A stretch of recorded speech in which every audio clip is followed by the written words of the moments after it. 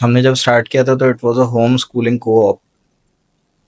फिर ऐसा क्या हुआ कि हमें जो है वो मूव करना पड़ा to this school which seems really close to the conventional system, but of course it's not. But क्या ऐसा हुआ? बिल्कुल, आपका बहुत रेलेवेंट सवाल है।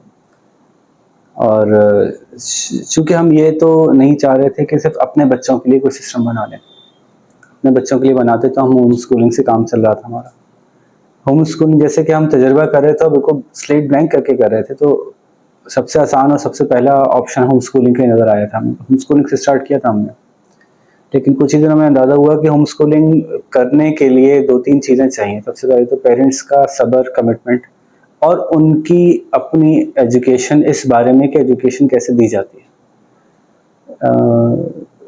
किस तरह से बच्चे को ट्रैक किया जाएगा। बहुत सारे पेरेंट्स, बहुत सारे अभी हमारे पास प्रपोज्ड सिस्टम है होम स्कूलिंग के, उससे गुजारते हैं, फिर हमारे पास आते हैं क्योंकि वो कैपेबल नहीं होते। बच्चे को एजुकेट कैसे किया जाएगा इस बात के कैपेबल नहीं होते, लेकिन वो किसी भी तरह से अपनी एक्सपेक्टेशन नीचे नहीं की होती उन्होंने। वो जो मॉडल चल रहा है 7 साल तक बच्चे को नहीं भेजें स्कूल, आप उसको 12 साल तक इससे ना गुजारें, आप यूं ना करें, आप ऐसा ना करें, कोई जरूरत नहीं है। बिल्कुल बच्चे को ऐसे गुजार के लाते हैं और बच्चा 12-13 साल का होता है और उसके 6-6 साल के गैप्स होते हैं और वो कहते हैं कि 15 साल में मैट्रिक क्यों नहीं करेगा, करना पड़ेगा इसको। तब ना एक्सपेक्टेशंस को एडजस्ट करने के लिए तैयार हैं, ना वो कैपेबल हैं डिलीवर करने के लिए। होम स्कूलिंग एक बहुत अच्छा कॉन्सेप्ट है, बहुत पावरफुल कॉन्सेप्ट है, लेकिन इसके लिए जो होम स्कूलर पेरेंट है उसको वो एनवायरनमेंट क्रिएट करना सीखना पड़ेगा। कर सकते हैं, उसकी कैपेसिटी, कैपेबिलिटी होनी चाहिए, इतना टाइम और डेडिकेशन होनी चाहिए और सब्र होना चाहिए उसके अंदर। तो इसकी ट्रेनिंग ली जा सकती है और इसमें हम बहुत अच्छा हमने काम किया। होम स्कूलिंग कैसे की जाती है इस पर हम ट्रेन कर सकते हैं, लेकिन ये मासेस के लिए नहीं था। तो फिर हम होम स्कूलिंग से कॉप पे मूव हुए, जिसमें कि मिलजुल के पेरेंट्स जो हैं वो एक दूसरे के बच्चों को पढ़ा रहे थे। अगेन उसमें हमारे बच्चों को तो फ़ायदा है, लेकिन वो पेरेंट्स जो कि नहीं पढ़ाने में हेल्प कर सकते लेकिन उनके बच्चों को हेल्प की ज़रूरत है, उनका क्या होगा। इसमें एक बड़ा इंटरेस्टिंग एडिशन ये है कि हमने एक और चीज़ ये देखी कि बहुत ज़्यादा ज़्यादती हमारे सिस्टम में हुई हाफिज़ बच्चों के साथ। वो क्लास 1, 2, 3 में कहीं छोड़ते हैं एजुकेशन को, क्लास 6, 7 के अंदर कहीं वापस इंजेक्ट किए जाते हैं और समहाउ ये एक्सपेक्टेशन होती है कि ये तो हाफिज़ है ना, इसको तो सब आता होगा, ये तो बहुत जल्दी पिक कर लेगा, इसने हिफ्ज़ कर लिया ना। और वो किस प्रेशर से गुजर रहा होता है बच्चा, जिसको ये बता दिया जाए कि तुम तो चूंकि हाफिज हो इसलिए तुम्हें सब आ रहा है, और अगर नहीं आ रहा तो फिर तुम क्या हो। तो उसको मैथ्स नहीं आ रही होती है, उसको इंग्लिश नहीं आ रही होती है, उसको उर्दू लिखना नहीं आ रही होती है, वो गैप उसका इतना बड़ा होता है कि वो फंस जाता है। हमारे पास एक सिस्टम है, जैसे मैंने कहा कि बहुत से हमने सिस्टम्स डेवलप किए हैं। वो हम मेकअप सिस्टम कहते हैं उसको। मेकअप मेकअप को हम मार्केट नहीं करते क्योंकि मार्केट में भी ये मेकअप की टर्म इस तरह से नहीं परसीव की जाती। गैप फिल करने का प्रोसेस है हमारा, जिसमें बच्चा बैठेगा उस क्लास में जिस क्लास में उसकी बैठने की एज है, वो उन लोगों के साथ सोशल इंटरेक्ट करेगा, लेकिन वो लर्न करेगा वहाँ से जहाँ से उसको नहीं आ रहा। और बड़े पॉजिटिव रिजल्ट्स हैं। क्लास 6 का बच्चा जो 6 में बैठ रहा है 2 में फंसा हुआ है, वो 2 से 6 का सफर 6 से 8 महीने में कर लेता है, अगर उसको कॉन्फिडेंस दिया जाए कि कोई जज नहीं कर रहा तुमको, कोई तुम्हारे ऊपर उंगली नहीं उठा रहा, उसको कॉन्फिडेंस दिया जाए। सर लगे तो वो बिहेवियर्स भी बता दें जो जनरली आपने देखे हैं कि बिफोर हमारे सिस्टम में इंडक्ट होने से पहले ये जो हुफ़ाज़ जो हैं वो एक ख़ास किस्म का बिहेवियर शो कर रहे होते हैं ना, जिस पे हमारी कई दफ़ा डिस्कशन हो भी चुकी है कि जो है वो ये चीज़ें देखें तो भाई मुझे रिपोर्ट करेंगे, जो है वो ये बच्चा है, इसको हेल्प की ज़रूरत है। सबसे पहले तो बहुत ही कॉमन है, हुफाज के साथ भी है और इसके अलावा भी। जब बच्चे को नहीं आ रहा होता तो बच्चा ये नहीं कहता कि मुझे नहीं आ रहा।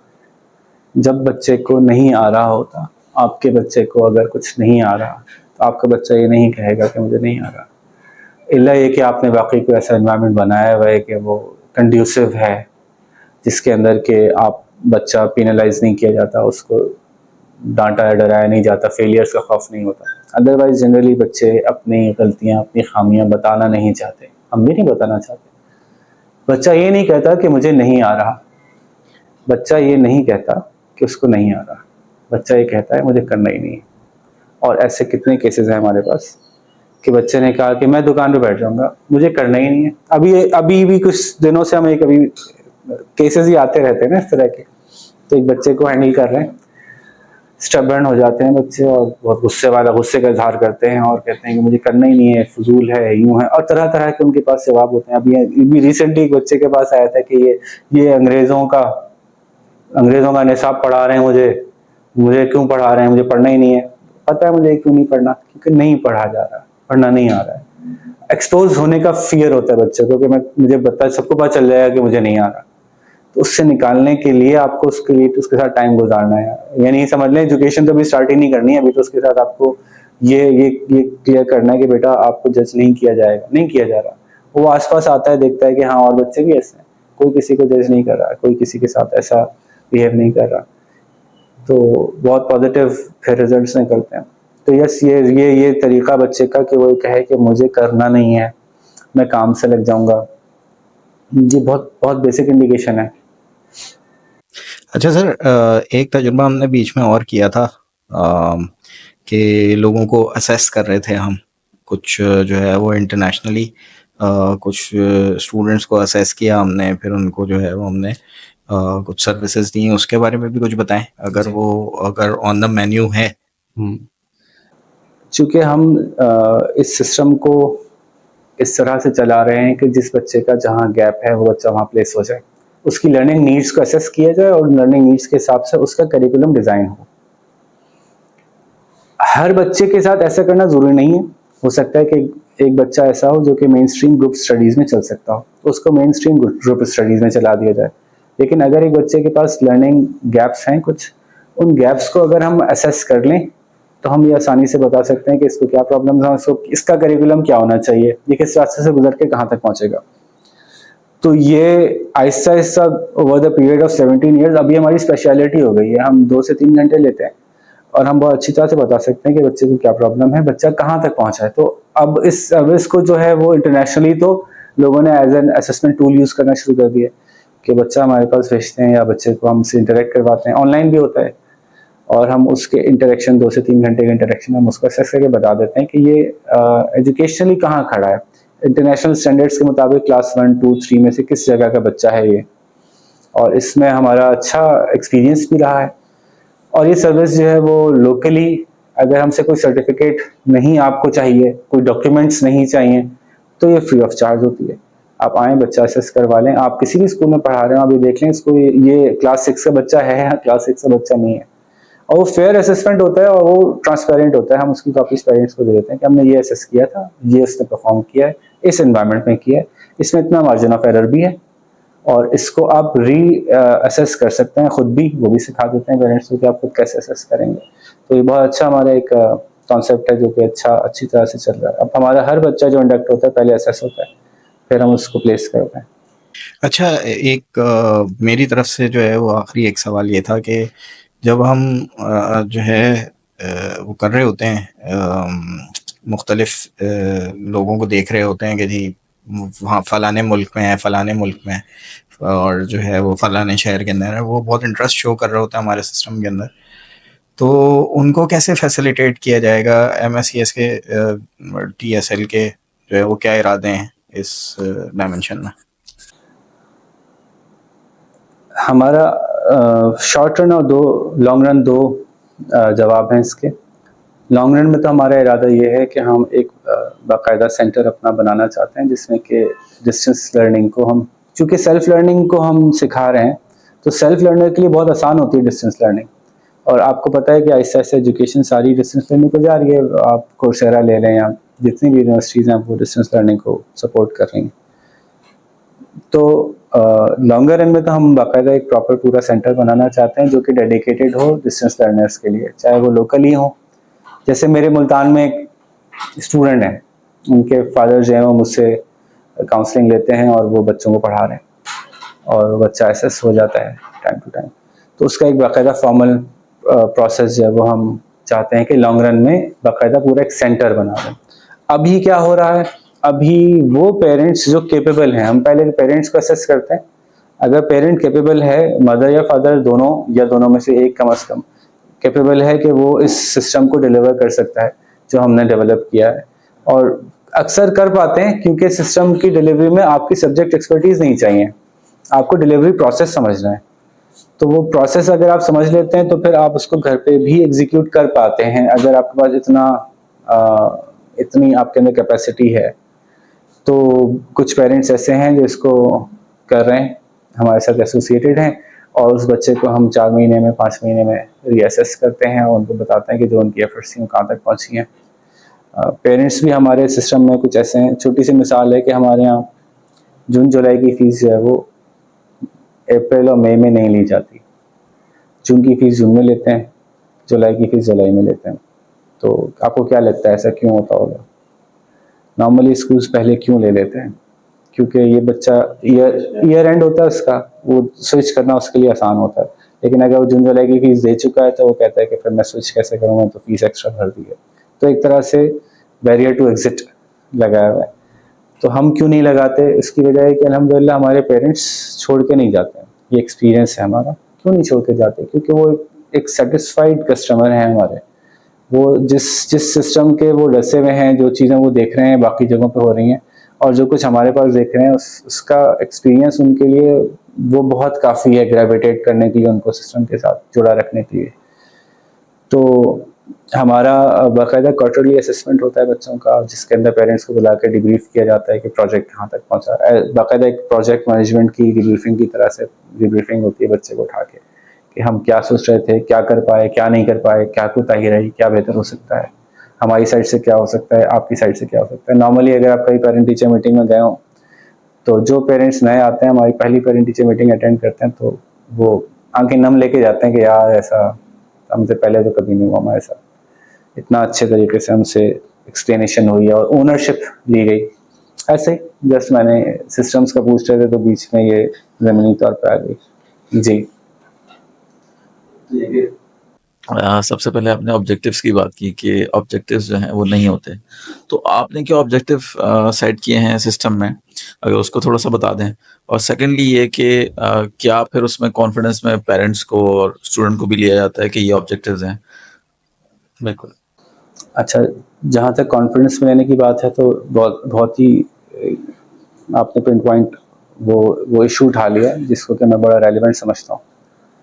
वो बच्चा जो समझदार हो गया है, अब उसको कॉन्फिडेंस में लिए बगैर उसके लर्निंग ऑब्जेक्टिव्स में कुछ खातिर खा आप प्रोग्रेस नहीं कर सकेंगे। तो जो भी बच्चे जैसे क्लास 4-5 से ऑनवर्ड्स बच्चों के जो भी लर्निंग ऑब्जेक्टिव होते हैं, उसमें बच्चे को भी कॉन्फिडेंस में लिया जाता है, उसके साथ बाकायदा डिस्कशन होती है। हम बच्चों से बाकायदा बहुत खुल के, पेरेंट्स, बच्चे, टीचर्स, हम पूरा 4 एलिमेंट्स हैं ना, चारों मिलकर एक जगह बैठते हैं और बैठ के बात करते हैं, भाई ये हम चाह रहे हैं, आप भी यही चाह रहे हैं, तो बात आगे बढ़ेगी। क्योंकि ज़ाहिर है हम कोर्स नहीं कर रहे, हम थ्रेटन नहीं कर रहे, हम बच्चे को पनिश नहीं कर रहे उस तरह से। यस, बच्चे का डिसिप्लिन मेंटेन रख रहे हैं, डिसिप्लिन पे काम होता है, लेकिन बच्चे को ये पता है कि मुझे जो है वो एक हद से ज़्यादा प्रेशराइज नहीं किया जाएगा। काफ़ी हद तक प्रेशर फ्री इन्वायरमेंट है, तो फिर बच्चे का बाय इन बड़ा ज़रूरी है। तो यकीनन बच्चे के साथ भी इसमें कोऑर्डिनेशन होती है कि ऑब्जेक्टिव्स हम 4 एलिमेंट्स मिलके इसको बाय करें और इसको सेट करें। ऑब्जेक्टिव्स हैं क्या? सबसे पहले तो ऑब्जेक्टिव हमारे मजबूरी है, कुछ यूँ कह लें कि इस 17 साल की मेहनत के बावजूद हम अभी भी कहीं कहीं ऐसी जगह फंसे हुए हैं सिस्टम के हाथों कि हमारे लिटरेसी के ऑब्जेक्टिव्स बहरहाल अभी भी हैं।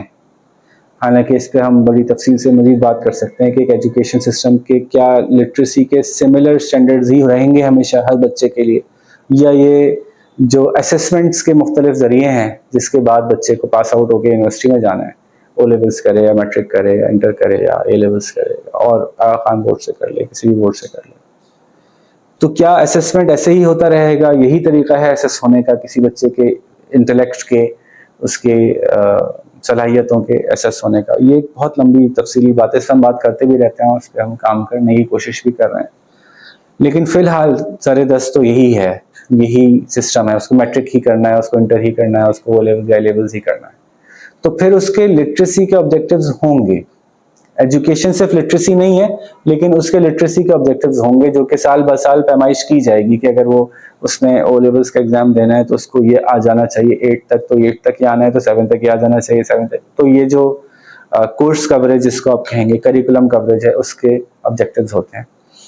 लेकिन वो ऑब्जेक्टिव्स भी हम ट्रांसलेट वैसे ही करते हैं कि लर्निंग, जैसे लैंग्वेज लर्निंग ऑब्जेक्टिव हैं, उसमें रीडिंग अंडरस्टैंडिंग के ऑब्जेक्टिव्स अलग हैं, राइटिंग एक्सप्रेशन के ऑब्जेक्टिव्स अलग हैं, और इसमें बच्चे को मार्जिन दिया जाता है कि जो उसकी स्ट्रेंथ एरियाज हम उसमें आगे बढ़े, जो उसकी वीक एरियाज हैं उस पर हम फोकस करके उसको सपोर्ट कर दें। यही उसकी लॉजिक से रिलेटेड ऑब्जेक्टिव्स हैं। इसके साथ साथ हम ये चाहते हैं कि बच्चे के पर्सनालिटी डेवलपमेंट के ऑब्जेक्टिव्स भी हों। वंस अगेन ये हमारी सोसाइटी का मसला है, ओपनली मैं कह रहा हूँ कि हमारे पेरेंट्स ज़्यादा इंटरेस्टेड होते हैं लिटरेसी ऑब्जेक्टिव्स को डिस्कस करने में, उसको परसू करने में, उसके ऊपर मेहनत करने में, उस पर बात करने में। हालांकि बहुत अच्छे अच्छे समझदार पेरेंट्स भी हमसे कनेक्टेड हैं, लेकिन मैं जनरल मास्टर की बात कर रहा हूँ। बहुत समझदार पेरेंट्स ऐसे कनेक्टेड हैं जो कि हमसे कहते हैं कि लिटरेसी का ऑब्जेक्टिव पे बाद में बात करते हैं, पर्सनालिटी के ऑब्जेक्टिव पे पहले बात करते हैं, डेवलपमेंट के ऑब्जेक्टिव पे पहले बात करते हैं, इसकी कॉग्निटिव ग्रोथ के ऑब्जेक्टिव पे पहले बात करते हैं। तो यस, अगर ये ऑब्जेक्टिव्स डिस्कस हो सकते हों सोसाइटी में, तो सोसाइटी कहाँ से कहाँ पहुँच जाए, बहरहाल हम परस्यू करते हैं। लेकिन क्या मैं कहूँगा कि हम इसमें 100% कामयाब हैं? नहीं। अभी हमारी सोसाइटी, हालांकि मैं कहूँगा हम एक सब सोसाइटी में रह रहे हैं, हमारी एक सब सोसाइटी, क्योंकि हमारे जो पेरेंट्स का ग्रुप है वो हमारे साथ जो कनेक्टेड हैं, उनकी डेवलपमेंट भी हुई है साथ साथ।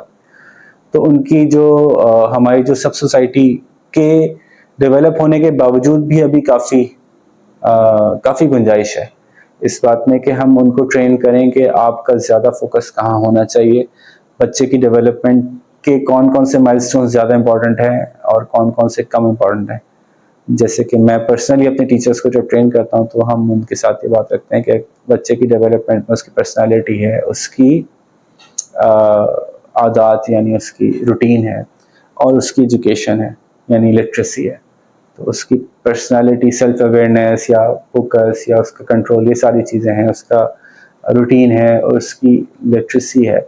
उसमें सबसे आखिर में लिटरेसी है, क्योंकि उसको हासिल करना बहुत आसान हो जाता है अगर ये 2 माइलस्टोन अचीव कर लिया आपने, लिटरेसी बहुत आसान हो जाती है। लेकिन अगर इन 2 माइलस्टोन्स को अचीव नहीं करें, जैसे फ्राइंग पैन के बगैर हाथ में अंडा तलना, वही कर रहे हैं हम, अपने हाथों में अंडे तल रहे हैं हम, लिटरेसी दिए जा रहे हैं, फ्राइंग पैन पे कोई काम नहीं हो रहा।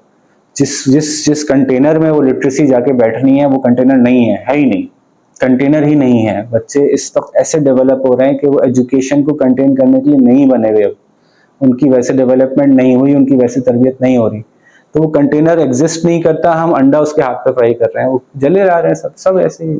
आप किसी भी स्कूल के बाहर जाके देख लें, ऐसे वक्त में जब आपको बच्चे को पता ना हो कि आप उसको पिक करने आए, क्या हो रहा है, बच्चे किस तरह के माहौल में खड़े हुए हैं, क्या बातें कर रहे हैं, क्या उनके ऑब्जेक्टिव्स हैं। तो बहरहाल मैं पर्सनली तो ये समझता हूँ कि बच्चे के जो ऑब्जेक्टिव्स हैं उसमें उसकी डेवलपमेंटल ऑब्जेक्टिव, उसकी पर्सनालिटी के ऑब्जेक्टिव्स, उसके रूटीन के ऑब्जेक्टिव्स, उसकी लाइफ गोल्स पे उस काम करना ज़्यादा ज़रूरी है उसके लिटरेसी के ऑब्जेक्टिव्स के मुकाबले में, क्योंकि हमारा एक्सपीरियंस है कि वो बहुत जल्दी हासिल किए जा सकते हैं। अगर आपने एक दफ़ा बच्चे को स्ट्रीमलाइन कर दिया तो फिर लिटरेसी तो मसला ही नहीं है। लेकिन ये कि सोसाइटी की मजबूरी है, सोसाइटी ऐसी है। हम फाइट कर रहे हैं अल्हम्दुलिल्लाह और काफ़ी हद तक कामयाब हैं, और हम सेमिनार सेशंस, काउंसलिंग सेशंस बाकायदा, अब तो हम जो पेरेंट्स के साथ हमारी मीटिंग होती है वो बाकायदा साइकेट्रिक सेशंस के लेवल पे अब तो चले गए, और उसमें जो है वो रोते हुए पेरेंट्स आते हैं और हंसते हुए जाते हैं और अपने दिल की बातें बता रहे होते हैं, अब ये चल रहा है, अब ये मसला, आप बताइए हम क्या करें। और इसका जवाब मैं नहीं दे रहा होता, मज़े की बात है कि अब माशाल्लाह हमारी टीम जो है वो इतनी डेवलप हो गई है कि अब इन मीटिंग्स में एक ज़माने तक मैं बैठता रहा हूँ और मुझे नहीं ज़रूरत होती है, और पेरेंट्स माशाल्लाह काउंसिल होके जाते हैं हमारे टीचर्स से, जो सब्जेक्ट हेड्स हैं उनसे। तो ऑब्जेक्टिव्स के ऊपर ये बात थी। जिस तरह से आप बता रहे हैं तो ऐसा लग रहा है कि वो होली ग्रेल जो है वो मिल गई है। तो क्या ये ऐसा ही था कि ये होली ग्रेल थी, कोई चीज़ एक लॉक था जो खुल गया है, या ये कि एवोल्यूशन के साथ-साथ है और ये चलता रहेगा? तो इसमें आपने क्या मैकेनिज़्म डेवलप किया है कि ये हम हर वक़्त जो है वो कोप अप करते रहें, यानी रिसर्च ये नेवर एंडिंग रिसर्च शायद लगती है मुझे। तो इसको आप किस तरह से देखते हैं? जी, बिल्कुल सही कहा, चूँकि आप खुद इस रिसर्च का पार्ट भी रहे हैं और अभी भी हैं।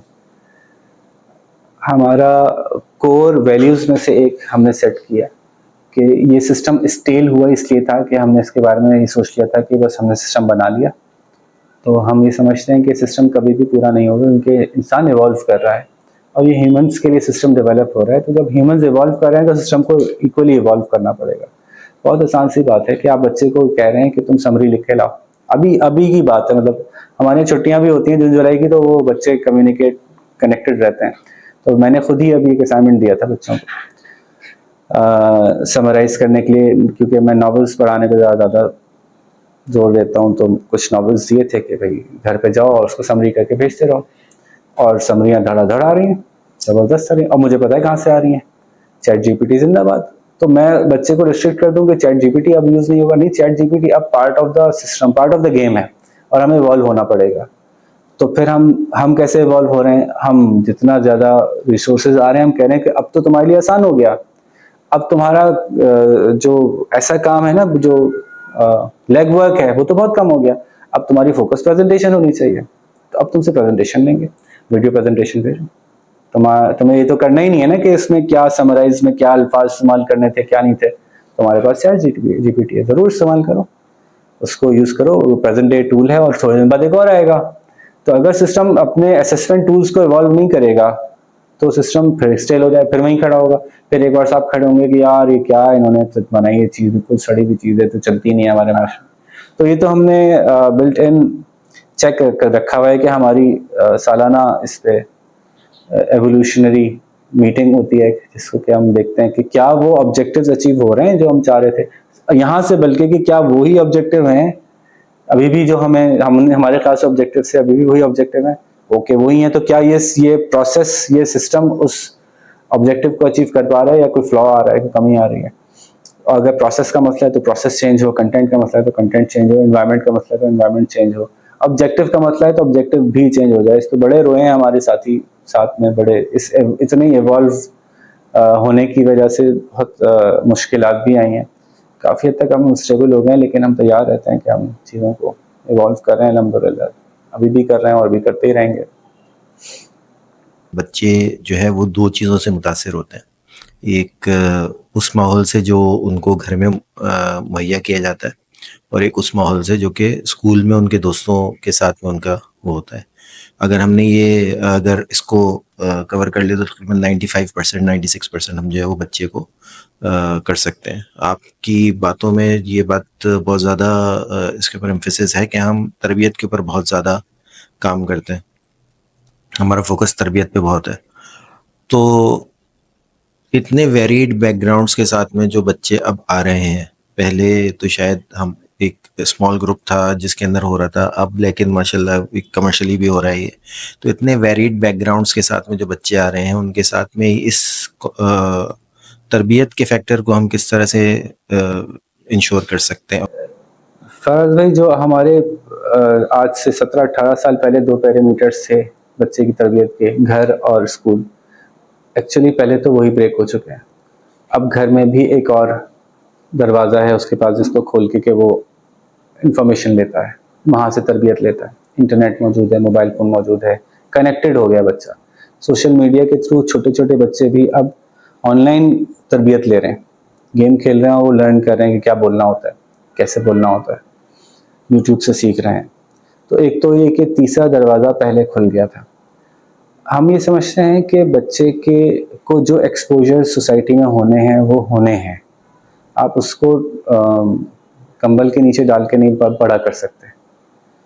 तो खूबसूरती ये है कि जो भी एक्सपोजर है, आपकी इन्वायरमेंट ऐसी हो कि वो उसको वहाँ टैकल करके दिखा दे कि ये चीज़ ऐसे, अच्छा ये तो बहुत मामूली सी बात है, ये तो ऐसे ली जाती है, इसके ऊपर तो ये रिस्पॉन्स नहीं बनता।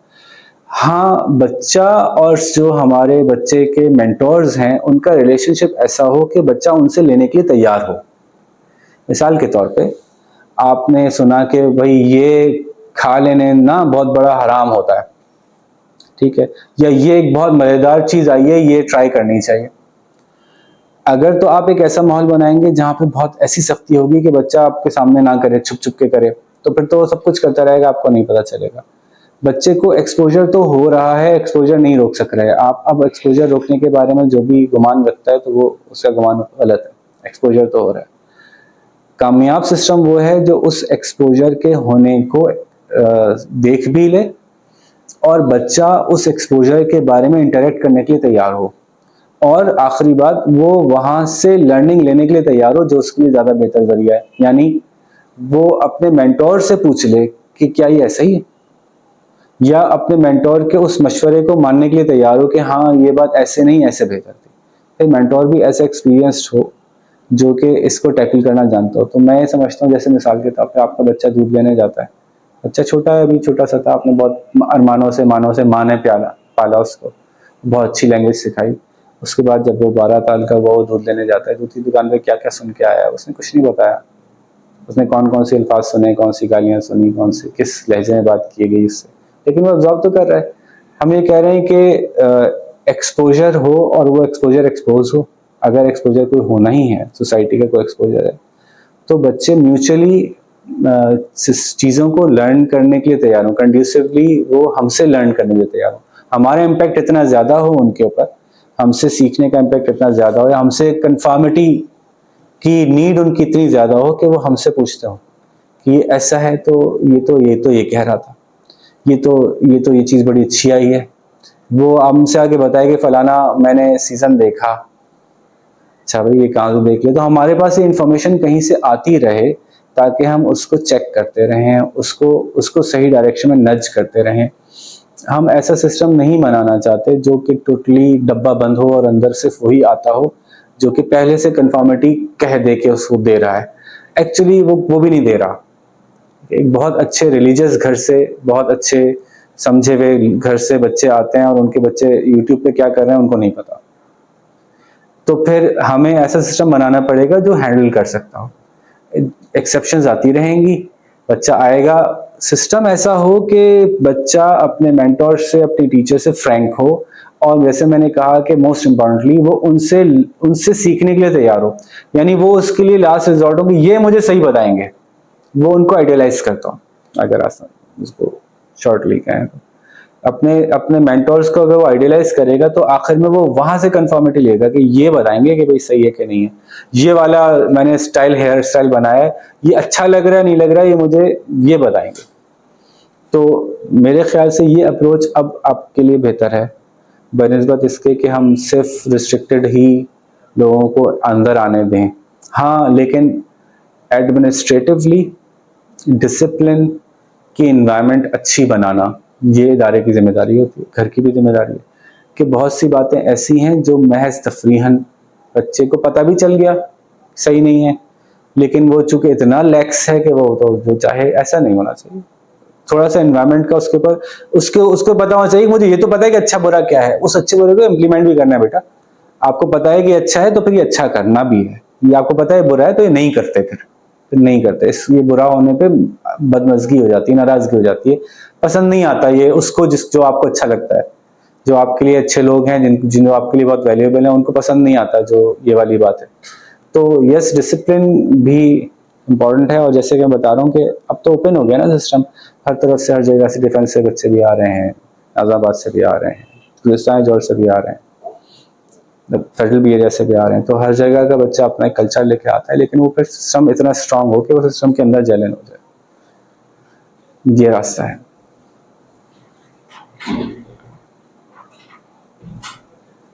जी सर। अच्छा, एक चीज़ ये कि जो हमारा फोकस है वो सेल्फ लर्निंग का एक मॉडल है कि बच्चा हमारा इवेंचुअली सेल्फ लर्नर बन जाए।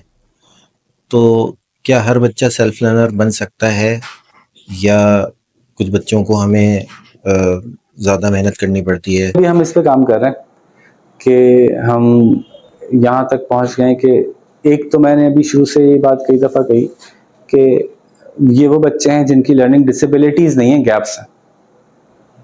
हर बच्चे का गैप है, लेकिन बहुत बड़ी तादाद में ऐसे बच्चे भी हैं इनकी लर्निंग डिसेबिलिटीज़ भी हैं। समहाउ उनके कुछ प्रॉब्लम्स हैं, आइदर वो लिसनिंग डिसेबिलिटी थी बचपन में और नहीं पकड़ पाया चीज़ों को, या कुछ भी IQ का मसला था। तो हर बच्चा हर चीज़ को एक जैसे लेवल पे नहीं ले जा सकता। हम आइंस्टाइन नहीं पैदा कर रहे, हम सुपरस्टार नहीं बना रहे, हम तो सिर्फ ये कह रहे हैं कि बच्चे का जो पोटेंशियल हो अपना पोटेंशियल तो मीट कर ले कम से कम। तो इस सूरत में हम ये चाहते हैं कि सिस्टम, और इंटरनेशनली अब ये हो गया है, मतलब अगेन फिर मैं वही कहूँगा कि मैंने को पता नहीं, रॉकेट साइंस तो नहीं थी, दुनिया भर में और जगह भी ये हो गया कि मीट्स एक्सपेक्टेशंस, अबव एक्सपेक्टेशंस या एक्सीड्स एक्सपेक्टेशंस का कॉन्सेप्ट आ गया कि एक basic level of expectation set करके कि ये मीट एक्सपेक्टेशन है और ये एक्सीड। बल्कि आपने अगर ओ लेवल्स की जो मैथ्स डी की बुक आती हैं, 4 किताबें आती हैं, वो किताबें खोल के देख लें, उसमें चैप्टर्स ही ऐसे डिस्ट्रीब्यूट कर दिए थे उन्होंने कि ये चैप्टर यहाँ तक पढ़ाया जाएगा, ये बेसिक लेवल है, इंटरमीडिएट लेवल है, एडवांस लेवल है। और अब IGCSE ने जो है वो एग्जामिनेशन भी ऐसे कर दिए हैं, आप खुद बता दो आप क्या अटेम्प्ट करना चाहते हो, आप बेसिक को अटेम्प्ट करना चाहते हो, इंटरमीडिएट को अटेम्प्ट करना, वही पेपर होगा, उसमें कॉन्सेप्ट्स कौन से वाले आपको चूज करने आप बता दो, उसके हिसाब से आप अपना प्रोफेशनल स्ट्रीमलाइन सेलेक्ट कर लेना। यस, अभी सोसाइटी ने उनके लिए कोई रास्ते नहीं निकाले। अब एक बच्चा जिसने कि बेसिक अपना सब्जेक्ट स्ट्रीम चूज कर लिया है, तो अब भाई वो बाहर निकलेगा तो उसको NET दाखिला नहीं देगी, तो ये इक्विवेलेंस नहीं मिलेगी उसको। हमारी इक्विवेलेंस तो बड़ी भद्दी सी इक्विवेलेंस है ना, बस ये किए तो यही होगा। ये सब ह्यूमैनिटीज है ना हमारे यहाँ, ये प्री इंजीनियरिंग है, प्री मेडिकल है, और ये सब ह्यूमैनिटीज है। चलो, तो इक्विवेलेंस नहीं मिल रही उसको, वहाँ दाखला नहीं मिल रहा, हालांकि वो कैपेबल है, सिर्फ उस एरिया में उसके मसले थे।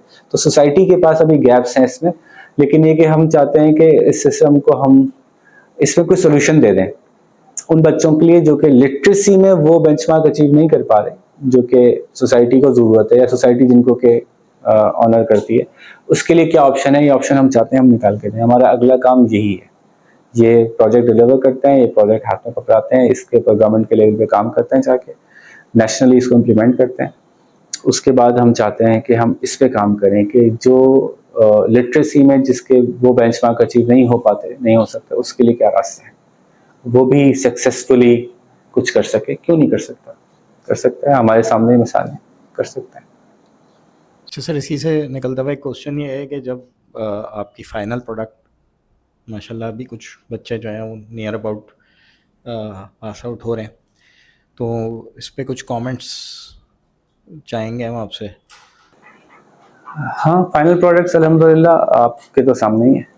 तो हमने तो कमर्शियल लॉन्च ही तब किया कि जब हम ये समझते थे कि अब हमारा प्रोडक्ट फाइनली बाहर आ गया।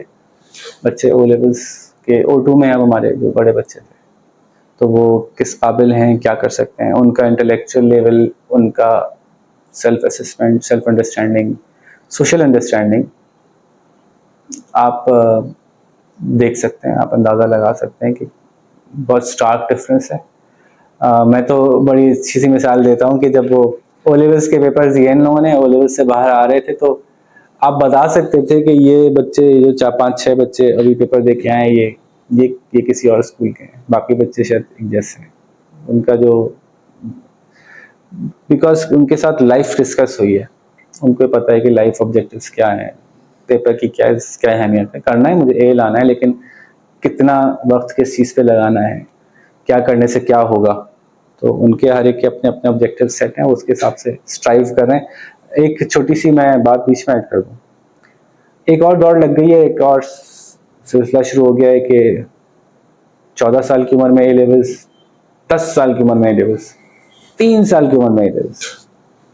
जब ए लेवल्स की डिग्री लेके 3 साल की उम्र में, 6 साल की उम्र में, 10 साल की उम्र में, 12 साल की उम्र में होगा क्या? ये जो एक दौड़ है ना, इंटरनेशनल सर्टिफिकेशन हमने ले ली कम से कम उम्र में, उसके बाद बच्चा फारिग हो गया, अब क्या करेगा? एजुकेशन का प्रोसेस तो पकाने का प्रोसेस है ना, पाए है ना, रात भर चढ़ेंगे, आराम से उसके एब्जॉर्ब होंगे। एब्जॉर्प्शन कहाँ गई? आपके ख्याल से हो गई एब्जॉर्प्शन? 10 साल में वो सब कुछ उसके एब्जॉर्ब कर लिया। आप इकोनॉमिक्स पढ़ा रहे हैं बच्चे को और उसको पॉलिसी मेकिंग पे बात कर रहे हैं, उसको पेपर तो वो पास कर लेगा, वो पॉलिसी मेकिंग समझ में आ गई, वो कमेंट कर सकता है कि आज गवर्नमेंट ने जो किया उसके क्या नतीजे निकलेंगे। तो फिर एजुकेट तो नहीं कर रहे, आप तो टेस्ट पास करवा रहे हैं, वो भाई पे वैसे ही उन लोगों को मेरे पास भेज दें। मैं, ऐसे पेरेंट्स आते हैं ना मेरे पास, अभी अम्माओं को ज़्यादा मसला होता है कि ये बच्चा 6 में है और ये अगर 4 की किताब पढ़ेगा तो इसके कजन्स क्या कहेंगे। तो मैं उनसे कहता हूँ आप मुझसे अभी 8 का पास की रिपोर्ट ले लें, मैं लिख देता हूँ 8 पास कर गया, इसके कजन से कहेगा ये देख लो 8 पास 8 पास 8 पास, ठीक। तो ये जो ट्रेंड है ना कि जल्दी पास आउट कर जाएंगे ही तरह से, ये बहुत बेकार कचरा है, बेकार बात है, कोई फायदा नहीं है इसका। एजुकेशन एब्जॉर्प्शन का नाम है, और एब्जॉर्प्शन प्रैक्टिकली होगी ना, उसकी उसके उसके मज़ाहिर नज़र आएंगे आपको कि एब्जॉर्ब हो गई है, अब ये पार्टिसिपेट कर सकता है सोसाइटी में, वो ऑनलाइन बिडिंग कर सकता है। देखो उसने 9 साल की उम्र में ए लेवल कर लिया, अब वो ऑनलाइन बिडिंग कर रहा है, अरे वो सोसाइटी का फंक्शनल मेंबर नहीं बना, क्या सिर्फ ये एक कमर्शियल रोबोट खड़ा करना था? ठीक है, ओके, अगर आपको ये चाहिए तो ठीक है। क्या हमने इस पे काम नहीं किया? हमने काम किया, हमने बच्चे को कमर्शियल भी बनाया, लेकिन जिन एरियाज में उसकी एजुकेशन होगी वो एब्जॉर्ब्ड एजुकेशन की कोशिश की गई। और इसमें हमने बच्चों को भी एक एहसास दिलाया है कि इतना मैटर नहीं करता टाइम, इतना हमने इमरजेंसी मचाई हुई है ना कि 12 साल की उम्र में ये और 13 साल की उम्र में ये इतना मसला नहीं है, इतना फर्क नहीं पड़ता। जैसे मैं बाकायदा अपने पेरेंट्स से कहता हूँ, हमारे पेरेंट्स हैं, क्लास 2 में फर्स्ट आता है बच्चा और क्लास 3 में 6th आता है बच्चा, 2 का फर्स्ट बहुत बेहतर है, बहुत बेहतर, लाइफ लॉन्ग बेहतर है उसके लिए, सारी उम्र उसको फायदा होगा इसका। आप 1 साल बचाने के लिए उसको क्लास 3 में पीछे वाला बच्चा बना रहे हैं, वो क्लास 1 का शाइनिंग बच्चा है, तो आपकी लाइफ लॉन्ग ये इंपॉर्टेंट है, उसके लिए सारी उम्र ये सेल्फ कॉन्फिडेंस को रहेगा, मैं फर्स्ट आता। हालांकि वैसे हमारे सिस्टम में फर्स्ट सेकंड थर्ड नहीं आते, मतलब बच्चे की कैपेबिलिटी की बात हो रही है हमारे, तो बच्चा प्रोग्रेस करता है, बच्चे की ये वाले रिमार्क्स नहीं जाते कि तुम फर्स्ट आए कि सेकंड आए।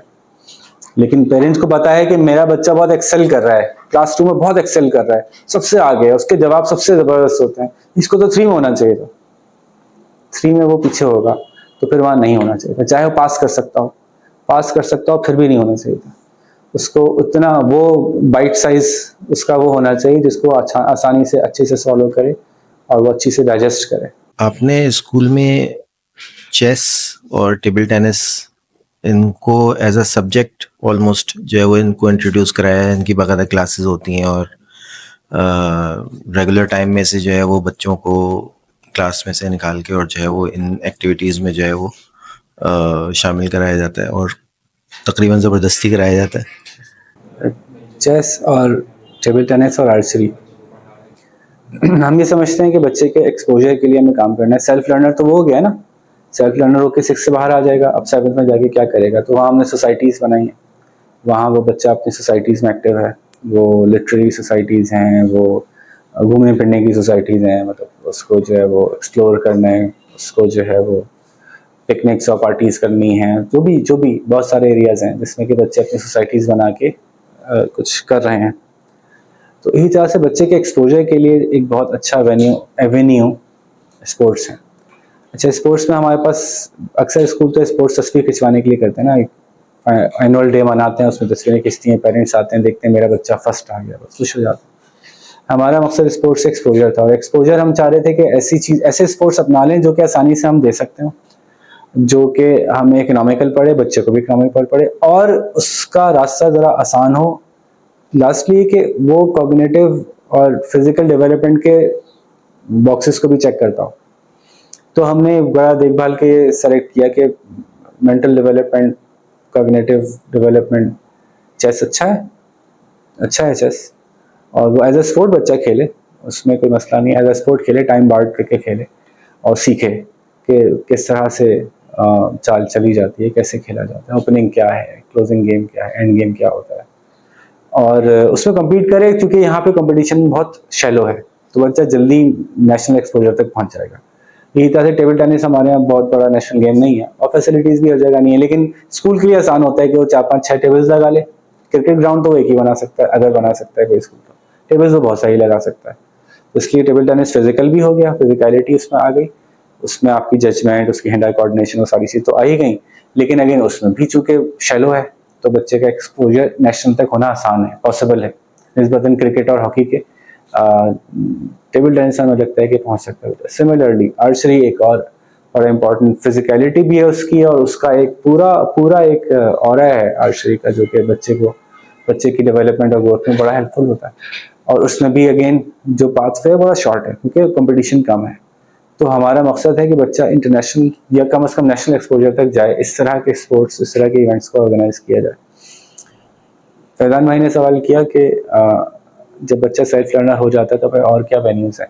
जैसे हमने कहा कि हमारे यहाँ मैंडेटरी इंटर्नशिप है, बच्चा लाजमन वो मार्केट में जाएगा, इंडस्ट्री में जाएगा। बच्चे जाएंगे, सीईओज के इंटरव्यूज़ करते हैं हमारे बच्चे, जाके उनसे पूछते हैं कि लाइफ क्या है, आप कैसे वो गुजार रहे हैं, आपने क्या समझा, और उनसे उनकी इंडस्ट्री के बारे में इन डेप्थ जानते हैं अंदर जाके। फिर वो उसमें इंटर्नशिप करते हैं, यहाँ तक के बाद बच्चे जॉब भी कर रहे हैं।